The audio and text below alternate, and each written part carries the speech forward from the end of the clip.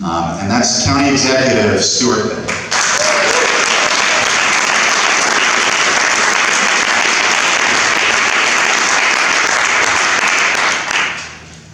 I don't know if I can follow that.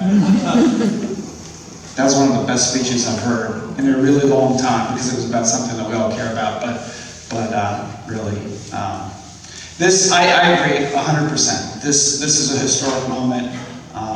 You know how hard you all worked in the last election to make Anne Arundel County a place where we could flip the county council and get all these new representatives elected, get me elected. I mean, people really, really worked hard, and I think that's what we're going to have to do on this campaign to get this commission recommendations implemented in Maryland. And so I think I'm going to talk about the stuff that nobody talks about in politics, and criticize people who need to be criticized. So this is about taxes. You know, this is about revenue. And the governor will tell you that it's about taxes. He doesn't call it the Kerwin Commission or the Excellence in Education. It's the Tax Increase Commission, the Kerwin Tax Increase Commission. And he's raising, he hopes, $2 million through Change Maryland, his dark money organization, to fight against this, to put up TV ads, to tell everybody that this is a lot of garbage and we can't afford to do it. They don't say that it's garbage. Nobody really can argue that these recommendations aren't the right recommendations, but they do say, oh, you can't just throw money at education, we need accountability. Well, accountability is in there. You know, they say that we need to prepare people for careers. Well, that's in there too. They make all these same recommendations and say it's not in there, and it's all in there. The work, everybody who tells you that we can't just throw money at education, tell them to read this thing. They haven't read it. None of them have read it. So he says that it's a tax increase commission. And it's a little frustrating to me that some of us Democrats aren't coming back and saying, yeah, it requires tax increases, and I'll get to that in just a minute. But the way that they're going about it really makes me angry too. I mean, you know, you read about the event at the casino, at Live Casino, where people were buying tables for $24,000 because there's no limit when it's this dark money stuff, to fund this campaign to change Maryland for the worse, to prevent us from implementing this. So that just makes me angry, and I just had to say it. Just words. But how do we pay for it? So I was at NACO, the Maryland Association of Counties, this last few days, and I'm on the board, and the board is largely county executives and commissioners from counties around the state, large counties and small counties. And one of the concerns among the counties is their own budgets. Nobody likes to raise taxes in their county. Nobody likes to be told that they have to raise taxes. So I did a lot of talking at those, and I talked about how in Anne Arundel County, we actually were able to, we increased funding for education in Anne Arundel County almost as much as the Kerwin recommendations require us to do over the next 10 years. We did that in 1 year. We did it, and we increased teacher pay. We added 140 new teachers, 35 counselors, 50 special ed teachers, and it's making a huge difference in our schools. It's making give yourself applause.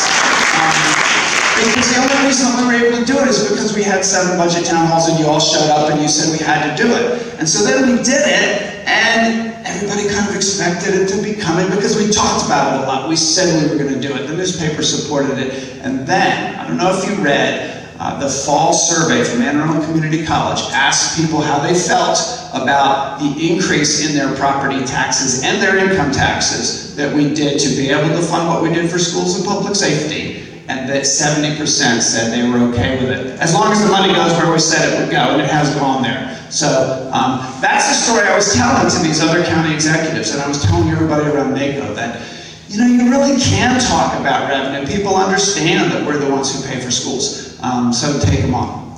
The other thing I want to say is where the revenue can come from, to me, is just so simple. I mean, we look back in history and we look at the increase in poverty, and we look at the increasing, the loss of the middle class, and the increasing wealth disparities. And it really was a 40-year phenomenon during the period since 1980, when tax rates at the very, very top were cut in half.